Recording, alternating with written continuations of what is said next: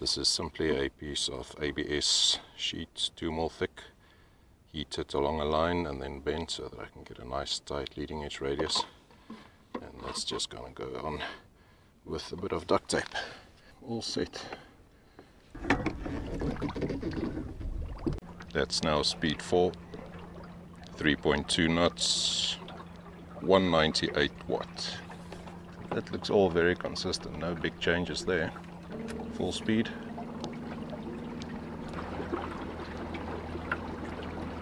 .3, 4.4 knots, 357 watt.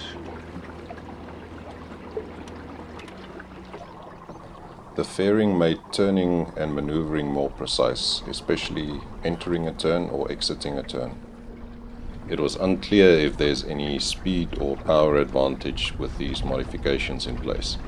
Speed at setting 4 was still around 3 knots at 200 watt, and at full speed just over 4 knots at 350 to 360 watt. The fairing also greatly reduced the amount of turbulence behind the shaft, and as a result, the amount of air being trapped in the water. As a result, it was less likely for the propeller to ventilate, and I was eventually able to raise the propeller by about 1.5 inches or 40 millimeters and still not get any issues with ventilation.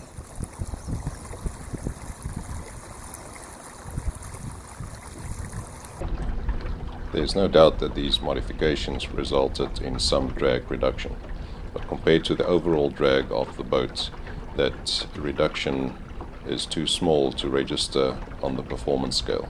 I'm pretty sure that if you do the same reduction on a boat that's easily driven, that you would also see the results more prominently in the speed.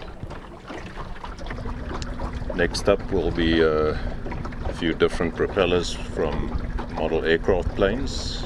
I've already started making the adapter and cone spinner, the prop spinner for 11 by 5.5 inch APC electric prop. Now, just for those who are interested in things like range and endurance, I've just discharged 500 watt hours, so that's just under 90% discharge on my 220 amp hour batteries. Trip distance 7.1 nautical miles. Total time on the water just under 3 hours.